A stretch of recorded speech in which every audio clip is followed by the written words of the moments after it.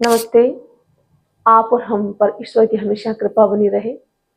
जीवन में हमेशा खुशियां प्राप्त करें। दुख आए तो हंसते हुए उसको दूर करें, है ना, धैर्य बनाकर रखें। भाई, आप अगर चैनल पर नए हो तो चैनल को सब्सक्राइब करना, इससे हमारा मोटिवेशन बढ़ता है। लाइक और शेयर जरूर करना। देखो, जीवन में अगर हमें आगे बढ़ना है ना, एक सफल इंसान बनना है, तो ध्यान रखें कि पीछे से लोग गालियां देंगे, भला बुरा कहेंगे, परंतु उसकी परवाह नहीं करनी है। इस दुनिया का कोई भरोसा नहीं है, बेपेंदे का लोटा है। जिसके पास पैसा होता ना, उसकी जी उजरी होती है, चाहे वो व्यक्ति गुणहीन ही क्यों ना हो। और जिनके पास पैसा नहीं है, या तो पैसा नहीं है या बुरे दिन चल रहे हैं, किसी कारण से कोई गलती हो गई है जीवन में, और वो व्यक्ति आगे बढ़ने की कोशिश कर रहा है, तो परंतु दुनिया उसको गिराने की कोशिश करेगा। यहाँ केवल पैसे की पूछ होती है, गुणों की नहीं। इसलिए चाहे बात हो ज्ञान की, चाहे बात हो अपने लक्ष्य की, चाहे बात हो एक सफल इंसान बनने की, अपने गंतव्य तक पहुंचने की, हमेशा याद रखना, आप दुनिया की परवाह मत करो। आप एकनिष्ठ भाव से आगे बढ़ो। दुनिया किसी का बहाना बना करके आपको गिराना चाहेगी, परंतु आपको हंसते रहना है, मुस्कुराते रहना है। अच्छा दिन है तो भी और बुरे दिन है तब भी एक संतुलन बना करके जीवन में आगे बढ़ना है। जैसे हम खाना खाते हैं ना, तो हमें न अधिक खाना चाहिए न कम खाना चाहिए, मध्यम मार्ग अपनाना चाहिए, जिससे हम स्वस्थ रहें। तो यही मैं ये आज की कहानी बताना चाहती हूँ। बहुत सुंदर कहानी आपके मध्य जो है मैं लाई हूँ। देखिए, एक बार जापान के ओसाका शहर के एक छोटे से गांव में एक जैन मास्टर साहब रहते थे, यानी गुरुजी रहते थे। बहुत विनम्र और बहुत ही हंसमुख स्वभाव के गुरु थे वो, मास्टर जी थे। कहानी बहुत पुरानी है, परंतु सीख बहुत अच्छी है। हर युवा के लिए क्या, बड़ों के लिए, सबके लिए अच्छी सीख है ये। गुरुजी इतने अच्छे थे कि लोग दूर दूर से उनके पास चलाकर आते थे। जीवन का अनुभव उनके पास था। बहुत खट्टे मीठे स्वाद उन्होंने चखे थे, जीवन में खूब अच्छा काम किया। जब अपने नौकरी की थी उस दरमियान उन्होंने इतना अच्छा बच्चों को ज्ञान दिया कि बच्चे उनको ताउम्र याद करते रहे। और साथ में आसपास के लोग भी, यानी उनकी इतनी प्रसिद्धि हो गई थी। एक मास्टर थे केवल, परंतु प्रशंसा करते लोग थकते नहीं थे। लोग दूर दूर से उनसे अपनी समस्याएं भी लेके आते थे कि इन समस्याओं का निदान बताइए। कुछ लोग पुराने शिष्य मिलने आते थे। बड़ी पहचान थी, परंतु वो बड़े विनम्र थे, कभी घमंड नहीं था उनको।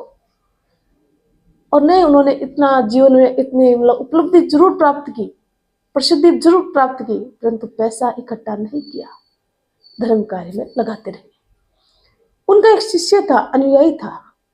एक दिन उन्होंने अपने शिष्य को कहा कि चलो भ्रमण के लिए चलते हैं। पास में एक बगीचा था, सुबह सुबह भ्रमण करने तो जाते हैं।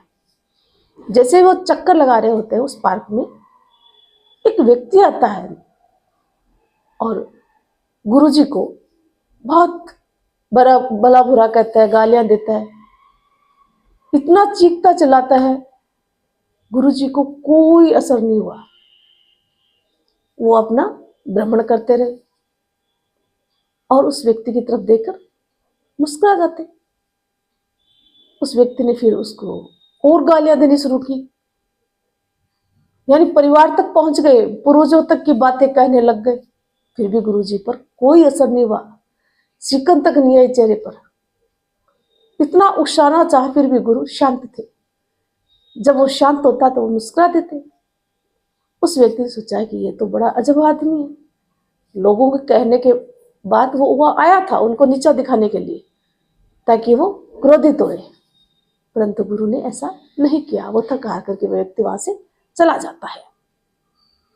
अब क्या होता है, वो व्यक्ति तो चला जाता है, अनुयायी ने पूछा, गुरुजी एक बात पूछूं? उस व्यक्ति ने बिना किसी कारण के आपको इतना बुरा भला कहा और आप मुस्कुराते रहे। मेरे तो कुछ समझ में नहीं आती, आपको प्रत्युत्तर में कुछ कहना चाहिए, आपकी कोई गलती नहीं है। तब गुरु मुस्कुराए और बोले, बेटा चलो मैं घर की ओर चलता हूं, तुम मेरे पीछे पीछे चल। वो अपने कमरे में जाते हैं, कक्ष में, और उसको कहते हैं कि रुक, मैं 1 मिनट के लिए तेरे लिए कुछ चीज लेके आ रहा हूं।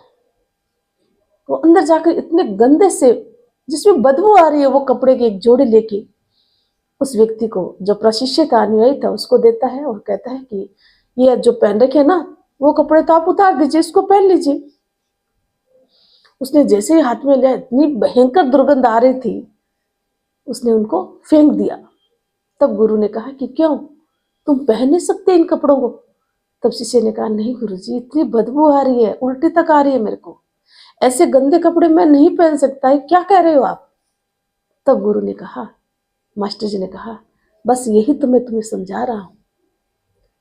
वो व्यक्ति जो भला बुरा गालियां देके मुझे गया है, भला बुरा कह के गया है, मेरे को इतना नीचे दिखाने की कोशिश की, परंतु मैं उसकी परवाह नहीं करता हूं। क्यों नहीं करता हूं? कि व्यक्ति को हमेशा अपनी अच्छाइयों को अपने तक सीमित रख करके दूसरों तक बांटने की कोशिश करनी चाहिए, बुराइयां ग्रहण नहीं करनी चाहिए। ठीक इन कपड़ों की तरह, ये जो गंदे कपड़े हैं ना, हम इसको नहीं पहन सकते। मैं भी उन जो व्यक्ति के द्वारा कही गंदी बातें उस गंदे कपड़े की बांधती थी, मैं उसको ग्रहण नहीं कर सकता, मेरे आचरण में ये नहीं है। तो इस प्रकार जैसे तो इस कपड़ों को नहीं पहन रहा है ना, वैसे मैंने वो गालियां नहीं ली। उसने जो भला बुरा कहा ना, वो मैंने ग्रहण नहीं किया, मेरे ऊपर कोई असर नहीं हुआ, क्योंकि मैं सत्य हूं, मुझे इससे कोई फर्क नहीं पड़ा। कहते हैं सत्य पर कभी आंच नहीं आती है ना? जो सच्चा व्यक्ति होता है ना, वो हमेशा हंसता रहता है। वो जो झूठा व्यक्ति होता है ना, उसके चेहरे पर मलिनता होती है, चेहरे पर चमक नहीं होती है ना? कुछ व्यक्ति होते हैं जो हमारे महान पुरुष थे, चेहरे पर कैसी दमक और चमक रहती थी, क्योंकि वो अंदर से अंदर जो है कुंठा नहीं रखते थे, हमेशा लोगों की भलाई के कार्य करते थे, एक चेहरे पर तेज होता था।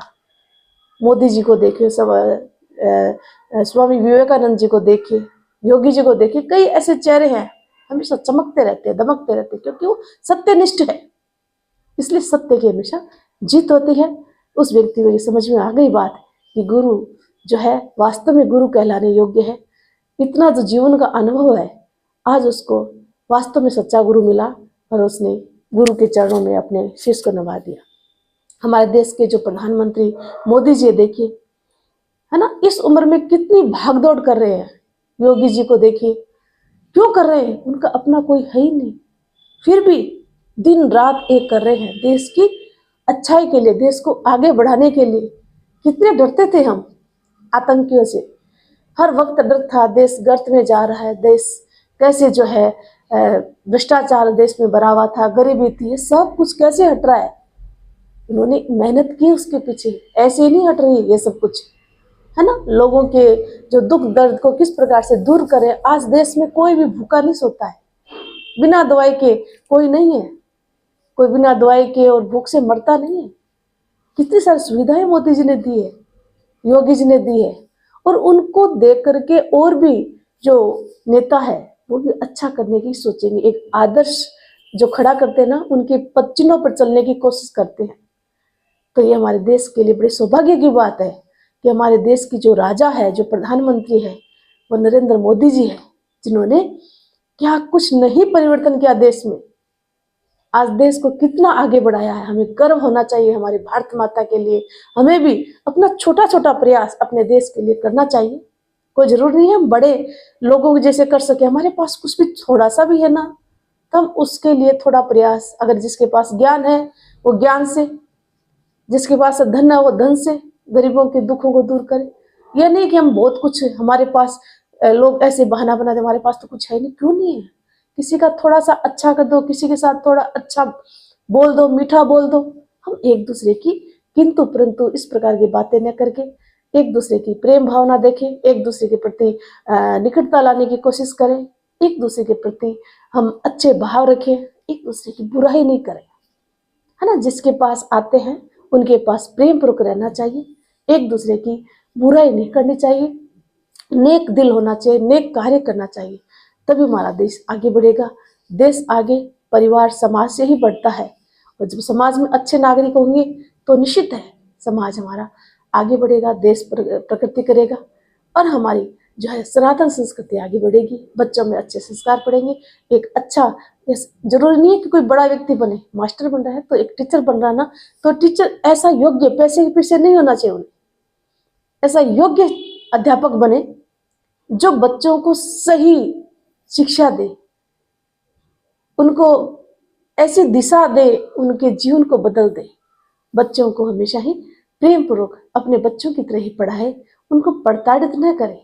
तो इस प्रकार से अपने जीवन में छोटा छोटा सहयोग अपने देशवासियों के प्रति अगर अच्छी भावना हम रखें, वो भी एक सहयोग है ना। इस प्रकार से इस कहानी से हमें यही शिक्षा लेनी चाहिए कि हमें कभी भी किसी की बुराई को नहीं ग्रहण करना चाहिए। कोई क्या किसके बारे में कह रहा है, इग्नोर करो।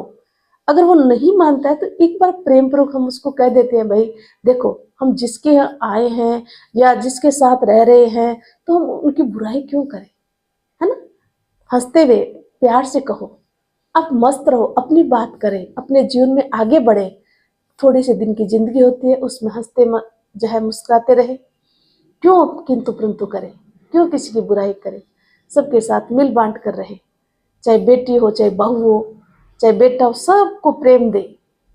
चाहे आसपास के लोग हो, पास पड़ोस के लोग हो, सबके अंदर मानवता जो है होनी चाहिए, मानवता के भाव होने चाहिए।